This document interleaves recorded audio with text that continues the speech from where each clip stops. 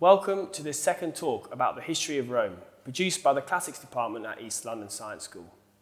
Today, I'm going to attempt to take you through a brief guide to the whole of Roman history, from its foundation up to near its collapse. Clearly, I have had to be quite selective with dates and events, but hopefully it will give you an overview of some of the key things that did take place.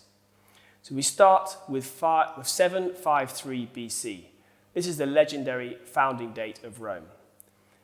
The Roman historian Livy writes about this, and this is the origin of the phrase ab urbe condita, from the foundation of the city, because the Romans counted their years down from 753 BC, and for them it was a very important date. Whether it is really true or not is very difficult to tell. Rome started as a monarchy, and for about 2.5 centuries it had kings. The final king, Tarquinius Superbus, which means Tarquinius the Proud, was thrown out of the city of Rome in 509 BC for corruption and appalling behavior. From that point, for the next 500 years, Rome would be a republic, ruled by the Senate, a group of aristocratic men with some democratic elements, some elections that were always skewed in favor of the original founding families of the city. Rome fought many wars in these early years, and the first place it conquered was the rest of what is now Italy. The first war I'm going to talk to you about, though, are the Punic Wars, 264 to 146 BC. Now, this is actually 3 separate wars, appropriately titled the First, Second, and Third Punic War. The Punic Wars were all against the city of Carthage, the main other rival power in the Mediterranean. Carthage is located in modern-day Tunisia on the coast of North Africa, so right opposite Rome across the Mediterranean. And they were competing for the power to trade with all nations around that geographical area.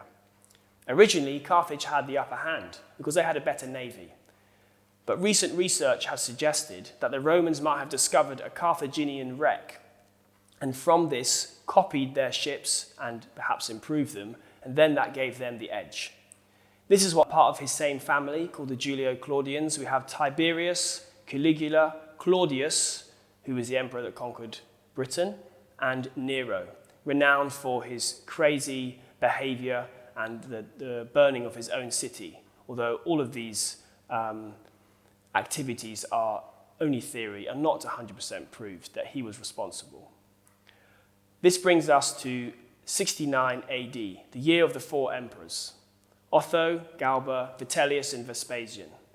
A year of chaos in the Roman Empire, where each man trying to become the sole ruler ended up killing each other or being killed by the mob in Rome. Eventually, Vespasian becomes emperor, and he leads on to a new dynasty.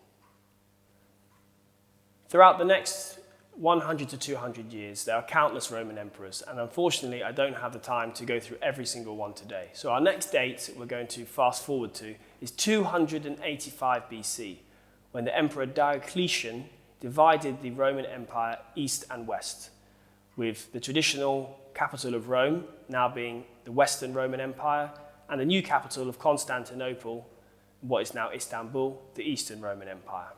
Then in 312 AD, the Emperor Constantine receives a vision, supposedly before a battle, from God. He puts the Chi-Rho, the symbol of Jesus Christ, on his shields, and that brings him victory. From that moment forth, Christianity becomes the main religion of the Roman Empire.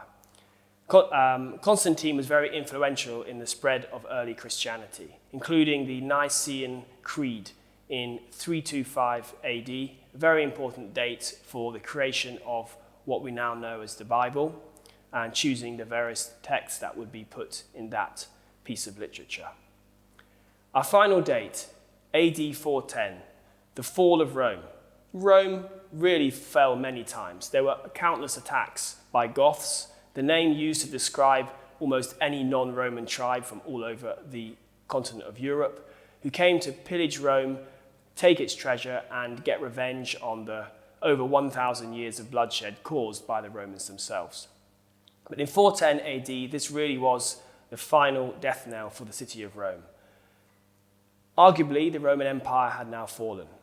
However, Constantinople remained a very powerful city, and the Roman Empire, in some ways, never really fell. It merged into what became known as the Byzantine Empire, a Christian Roman Empire, with several differences from the original Roman Empire, but also a lot of similarities. And this continued right on until the Ottoman Empire destroyed or defeated the Byzantines in the late Middle Ages. So I hope that you can get a good overview of Roman history, which is over 1,000 years. Remember, we started in 753 BC and finished, although not really, in 410. Almost 1,200 years of history.